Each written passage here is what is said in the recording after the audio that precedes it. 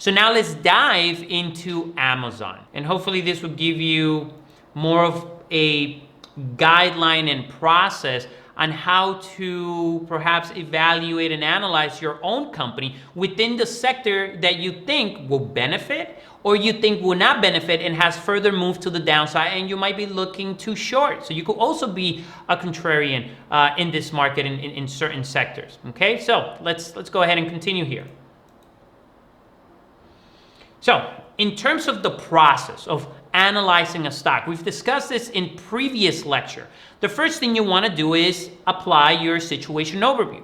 Where has the stock been? How is it doing year to date?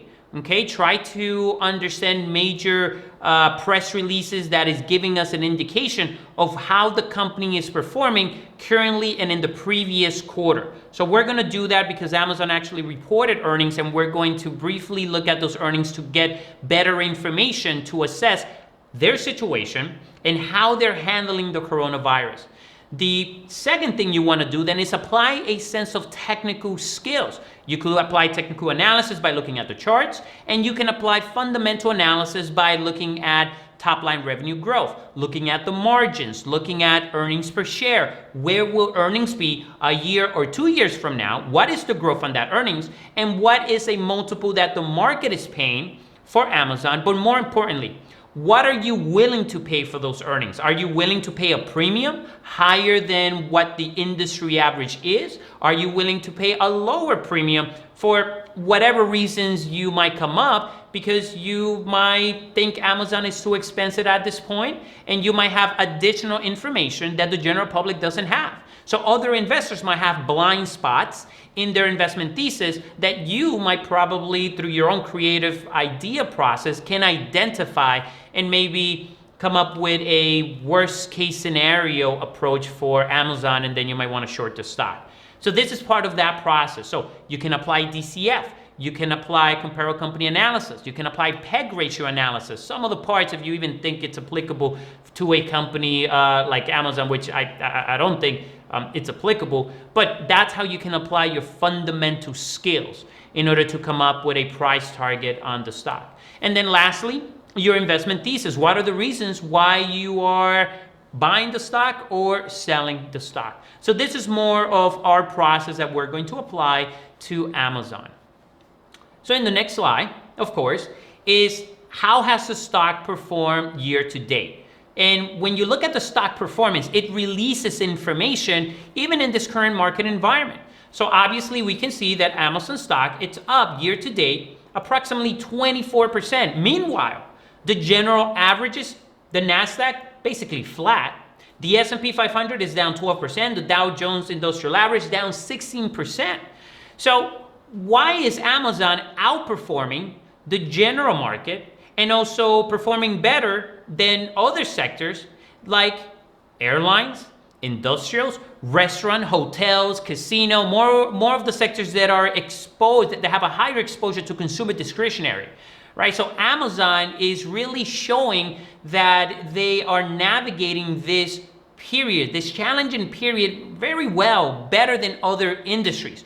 So if they're outperforming everyone else, so there's something to it. This is probably a stock that you may want to look at because it might have continual momentum towards the upside. It just shows the level of resiliency that their business model has, that that allows them to adapt and still perform in a very challenging period. Now look at what happened during the coronavirus case, right? When the press releases hits and then things got worse, the economy began to shut down, businesses started to close their doors and mandating their employees to work from home. Amazon stock declined 20%.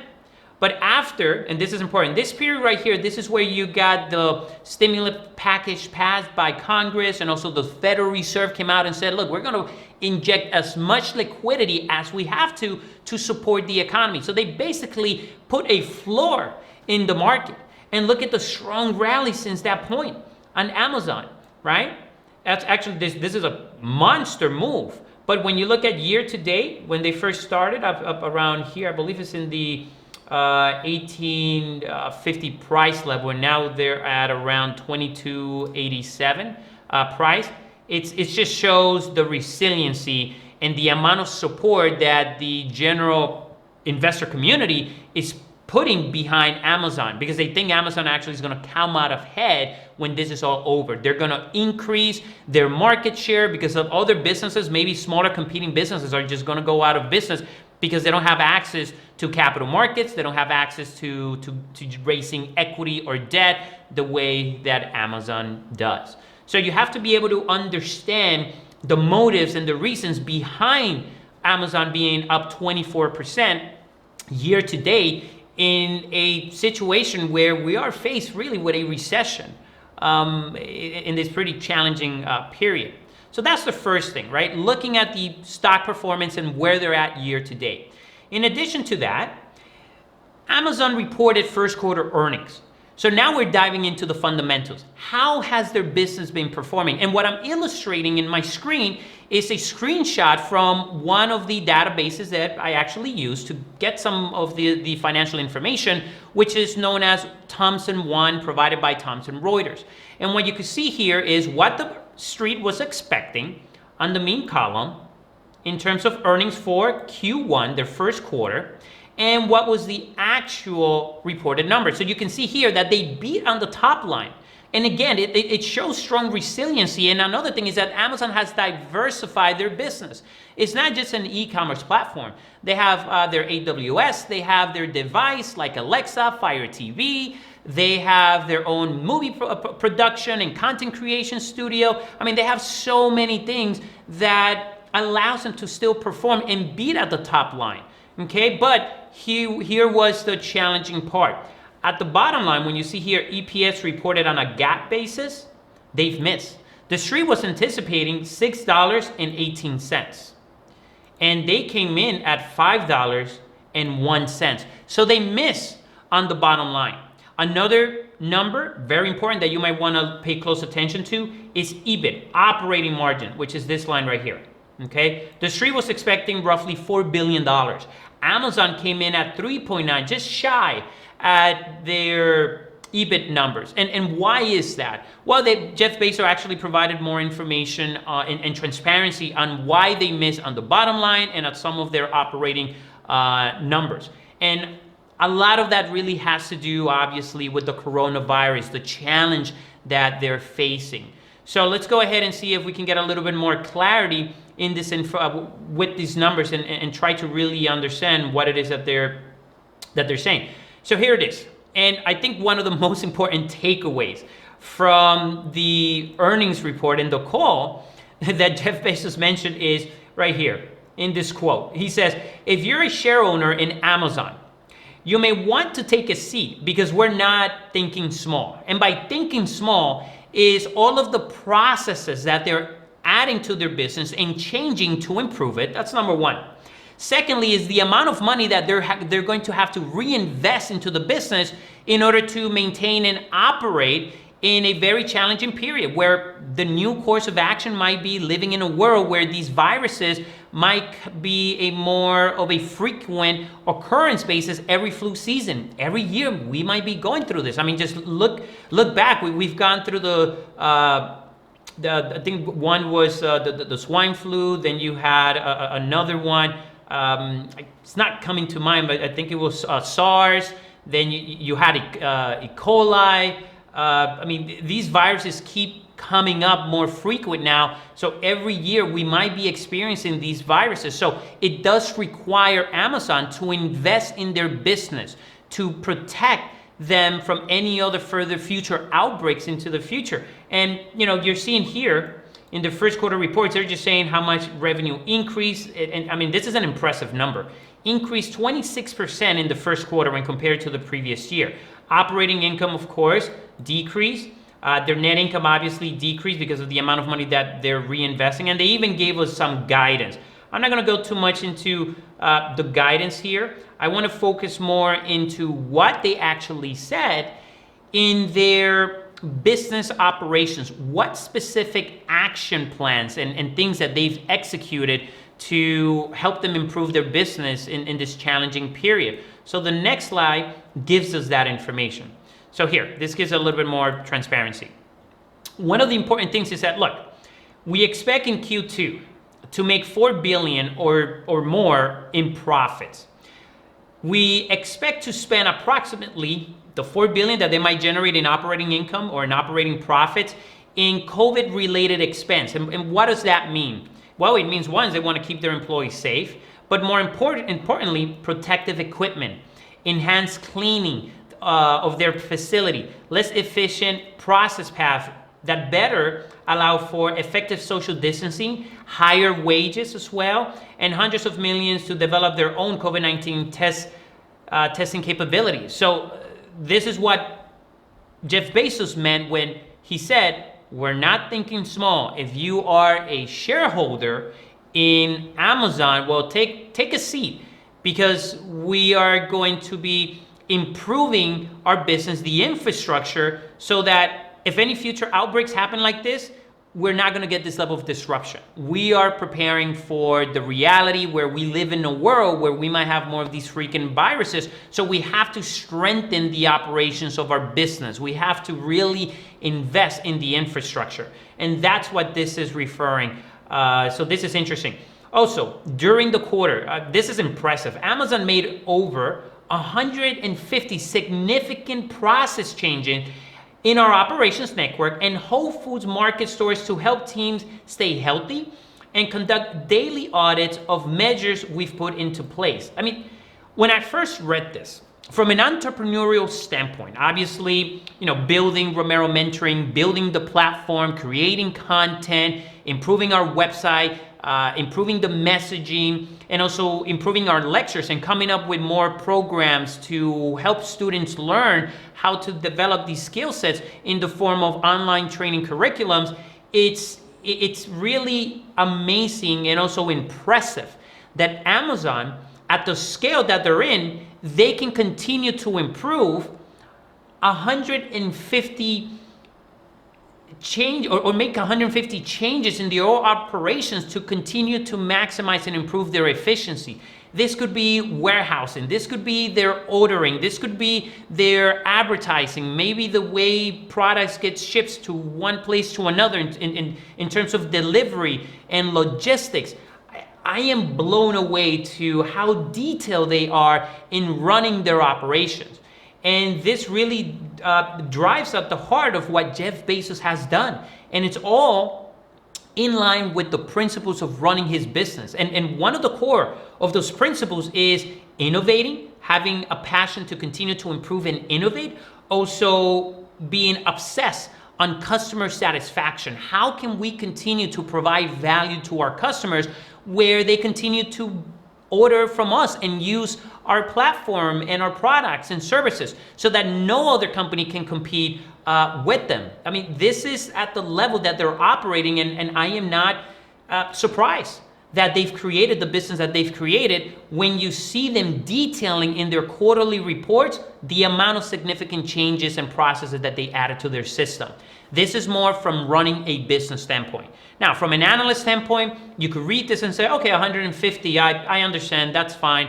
But when you're an entrepreneur and you have experience in building businesses, you really appreciate that, because you know how hard it is to create a business from the ground up when there's not a blueprint for you to follow when you're creating a unique experience and value proposition for a customer. It's impressive. Now look at the third bullet point here. In March and April, Amazon announced plans to and have now hired 175,000 people. Meanwhile, you have other industries laying off and furlough employees, reducing their headcount. Meanwhile, Amazon is expanding. They're hiring more people. And in addition to that, they are spending approximately $700 million by increasing their employees' hourly wages. So you see, they are reinvesting in their business. They're really gearing up for the next phase of economic expansion after we go through this corona period. And you can see what they're doing right now. You're seeing that they're not contracting. They're not laying off people. No. They're growing.